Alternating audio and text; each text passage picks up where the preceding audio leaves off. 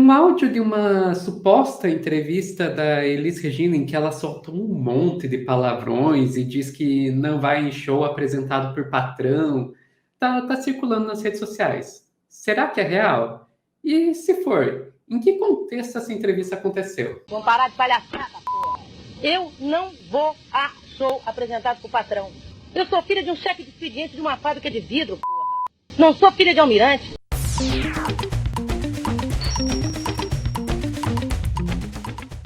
Falei de um áudio. Que áudio? Vamos ouvir esse áudio. Fábrica, dia 1º de maio. Vou levar o Salgado do Brasil para dentro de uma fábrica. Rio Centro não tem operário que consiga chegar, porque o operário não tem carro para ir Rio Centro, nem 400 pau para pagar ingresso. Vamos parar de palhaçada, porra. Eu não vou a show apresentado por patrão. Eu sou filha de um chefe de expediente de uma fábrica de vidro, porra. Não sou filha de almirante. Amei. Amei. Então isso aí está circulando, principalmente ali pelo TikTok, e ficou uma dúvida, estilo, porque isso é real, porque ninguém conhecia essa fala dela. E daí o pessoal ficou, mas gente, isso é verdade mesmo? Ou isso é deepfake? E daí um repórter lá, um jornalista do G1, resolveu correr atrás, Ana, de descobrir se esse áudio era real ou não, o Ronei Domingos.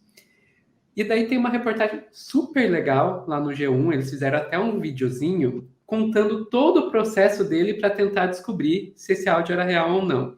Eu vou falar aqui de maneira bem resumida. A primeira coisa que o Ronei fez foi ir atrás do filho da Elis Regina perguntar para ele se esse áudio era real.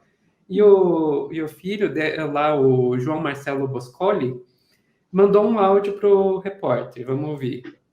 Essa gravação recentemente na web. Eu nunca tinha ouvido. A veracidade, né? Se isso realmente é ela e tal, eu acredito que seja. Né? Agora, poxa vida, né? Hoje em dia, com todas as técnicas, não é alguma coisa que, sabe, eu tenha certeza que eu crave. Não, isso aí é ela, em tal lugar, na Bandeirantes, ela gravou, na Globo e tal. Então, assim, mas tudo leva a crer que sim. Então ele acha que sim, não conhecia, não sabe cravar onde que foi, mas acha que sim, mas não tem certeza. A verdade é essa. Ah, deve ser, mas não sei e tal. Daí o repórter ele começou a pegar trechos dessa entrevista, jogar no Google para ver se aparecia em algum lugar. E ele achou uma tese, né, sobre a vida da Elis Regina, que tinha uma transcrição dessa entrevista. E foi atrás da pessoa que escreveu a tese.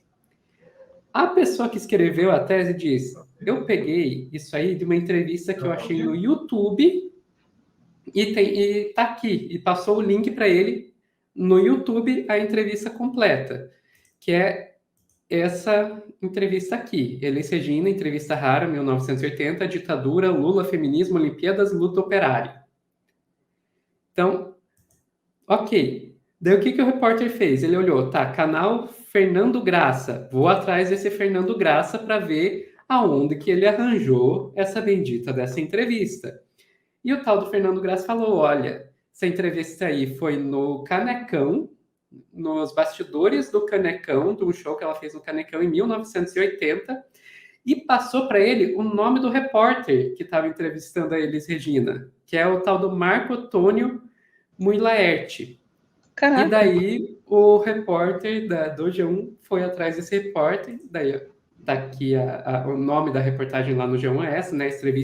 Entrevista escondida de Elis Regina que viralizou depois de 43 anos. E o repórter explicou para ele o contexto. Ó, essa fita foi dentro do Canecão em 81, eu não sei se era 80, foi durante a temporada do Saudade do Brasil. E o Lula tinha sido preso, alguma coisa lá do ABC. Tanto que durante o show a Elis falava assim, ao pessoal do A, do B e do C. E ela estava muito exaltada por causa da prisão do Lula. Ele era apenas do ABC, ele era um sindicalista, né? 1980, ele ainda não era presidente, né? Obviamente. Ela ficou muito incomodada com isso. Ela falou, agora vão soltar os cachorros em cima da gente. Era repressão pura. Ela ficou muito incomodada, mas ela xingou todos os palavrões do mundo, afirmou. Daí a reportagem lá do G1 continua e mostra até que o repórter ele foi até conseguir um exemplar da revista, Ana. Ele foi até conseguir um exemplar da revista de Olha. 1980 com a entrevista completa. Achei muito legal. Mas enfim, Ana, Muito para mim bom. o que ficou depois de sair, e assim, a Ana é jornalista, ela sabe como é que funciona isso. O tamanho do trabalho, quanto de recurso, quanto de tempo que foi para conseguir confirmar a veracidade desse áudio. E daí eu não consigo deixar de pensar, Ana, porque assim, eu estou no mundo do jornalismo há muito menos tempo que a Ana e com o Álvaro, estou uns 5 anos trabalhando profissionalmente com isso, mas também já fiz esse tipo de trabalho de me meter em biblioteca, Uhum. sair coberta de poeira, de pegar coisa que, meu Deus, se eu abrir essa revista há tanto tempo sem mexer, que sabe-se Deus se não vai, que bicho vai sair daqui de dentro. Eu sei como é que é isso. E eu fico pensando, eu acho muito legal trazer aqui para o pessoal entender, olha, o quanto de trabalho, quanto de tempo, quanto de recurso que vai para confirmar. E daí eu penso, Ana, o quão rápido é para você criar esses deepfakes, estilo PQP.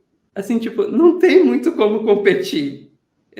No tempo que os caras criam 50, é o tempo que a gente leva para conferir a veracidade de um. Ah, isso é uma boa questão, né? É o velho, a verdade calça os sapatos e a mentira já deu a volta ao mundo, né? A mentira é muito mais rápida para se espalhar, não apenas mais rápida para se fazer, porque é inconsequente, né? Ela não liga para sabe, para coerência, ela não liga para a verdade, obviamente, né? Então você tem menos amarras, menos restrições para criar uma mentira. E tecnicamente também é muito mais fácil. Além do que a mentira, em geral, é muito mais saborosa, né? Do que a verdade, Uhum. porque ela fala para os medos, para os desejos, para as curiosidades, então ela também tem um canal de transmissão muito mais livre do que a verdade. Então, esse é o Se bem que primeiro essa verdade eu ponto. achei bem saborosa, viu? Essa também Esse é áudio da verdade. Elisa eu adorei. É verdade. Essa verdade, particularmente, é muito saborosa. Mas aí tem outras coisas também, né?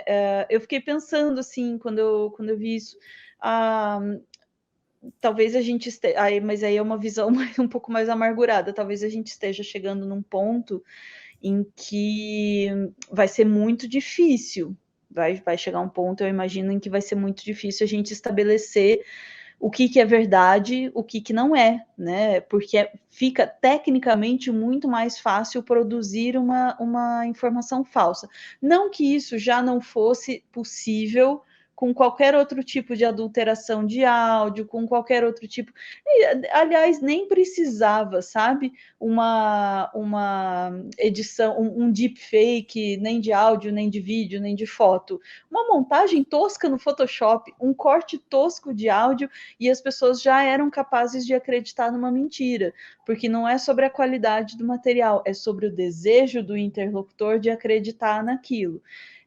O que a tecnologia causa é uma dificuldade maior para que você defina que aquilo é mentira.